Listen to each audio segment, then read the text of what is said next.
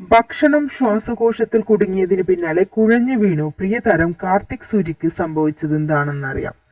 മലയാളി പ്രേക്ഷകരുടെ പ്രിയ അവതാരകനും ബ്ലോഗറുമൊക്കെയാണ് കാർത്തിക് സൂര്യ. ഒരു ചിരി ഇരുചിരി ബമ്പർ ചിരി എന്ന കോമഡി ഷോയിലൂടെ അവതാരകനായി എത്തുന്ന കാർത്തികിന് നിരവധി ആരാധകരുമുണ്ട്. സോഷ്യൽ മീഡിയയിൽ സജീവ സാന്നിധ്യമായ താരം ഇപ്പോൾ സോഷ്യൽ മീഡിയയിൽ പങ്കുവച്ച വീഡിയോ ആണ് ഒരു നിമിഷം ആരാധകരെ ഞെട്ടിച്ചിരിക്കുന്നത്.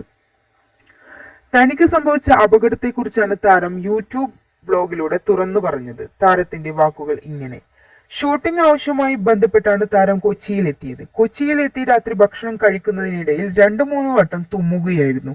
തുമ്മിയ ശേഷം ഉടനെ വർഷയോട് വെള്ളം കൊണ്ടുവരാൻ പറഞ്ഞു. വർഷ വെള്ളവുമായി ഓടി എത്തിയപ്പോൾ കണ്ടത് കുഴഞ്ഞു വീണ കാർത്തികിനെയാണ്. അബോധാവസ്ഥയിലായ കാർത്തിക് സൂര്യ ഛർദ്ദിക്കാനും തുടങ്ങി.